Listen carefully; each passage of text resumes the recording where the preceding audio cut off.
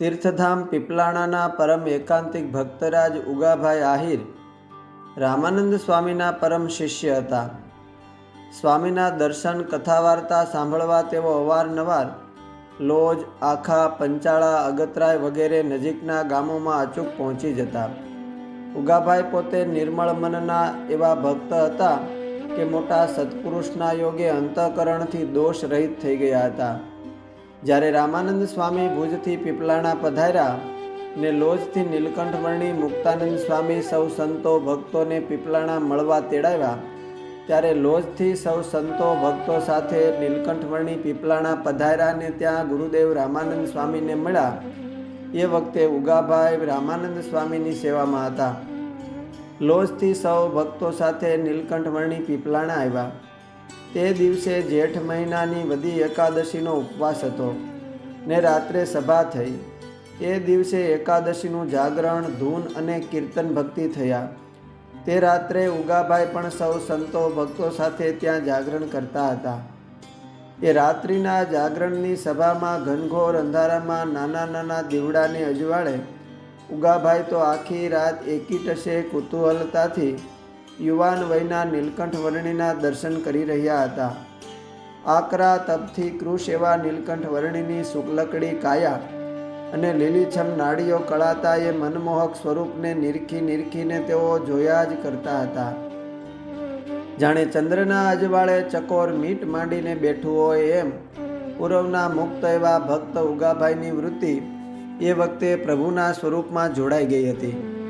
આખી રાત નીલકંઠવર્ણીમાં જ દ્રષ્ટિ રાખતા ઉગાભાઈને નિરાવરણ દ્રષ્ટિ થઈ ગઈ ને કોઈ પ્રકારે અંધારું ન હોય એમ એમને રાત્રે પણ દેખાવા માંડ્યું।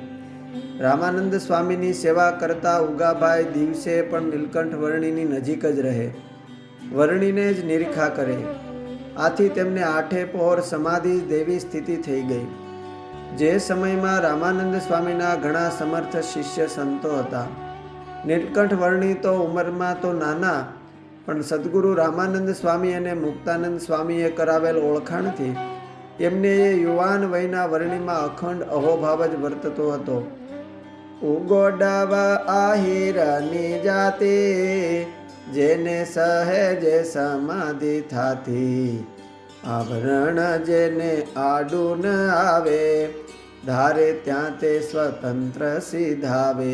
હરિલામૃત કળશ 5 વિશ્રામ કડી 5 વિશ્રામ 5 કડી 22। આમ નીલકંઠવર્ણી સાથે સ્નેહ થવાથી ઉઘાડી આંખે જ ઉગાભાઈને સદાય સહજ સમાધિ જેવી સ્થિતિ થઈ ગઈ હતી।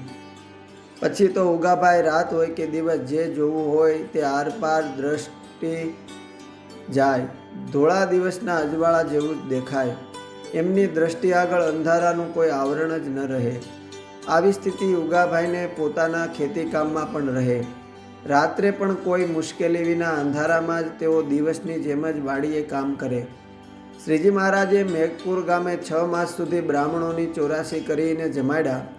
એ સમયે પીપલાણા મેઘપુરથી નજીક વચ્ચે બાવળની ઘાટી જાડી આવે, એમાંથી દિવસે પણ જવું હોય તો કેડી જેવા રસ્તે ખૂબ મુશ્કેલી થાય। રાત્રે તો જઈ જ ન શકાય, પરંતુ ઉગાભાઈને તો રાત્રે પણ દિવસમાં દેખાય તેવું સ્પષ્ટ દેખાતું।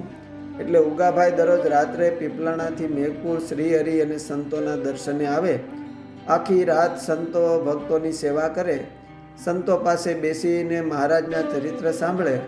વહેલી સવારે ભળકડે હજુ અંધારું હોય ત્યાં મેઘપુરથી ચાલતા થાય ને દિવસ ઉગતા પહેલાં ઘેર આવીને ખેતી કામ કરવા લાગે। આમ ઉગા ભક્તને નીલકંઠવર્ણીને નિરખીને જ દર્શન કરતા જ સદાય સમાધિ સ્થિતિ થઈ ગઈ। ઉગા ભગત ડવના વંશ હાલ વંથલીમાં રહે છે। વડીલ ખોડા બાપા સહર્ષ બોલતા કે અમારા ગઈઢા બાપા સ્વામિનારાયણ બાપાના બહુ મોટા ભગત હતા। એને તો દી હોય કે રાત બધું પૂજતું, એને તો ક્યાંય અંધારું નડતું જ નહીં। ઉગા બાપા હંમેશા સ્વામિનારાયણ ભજન કર્યા કરતા।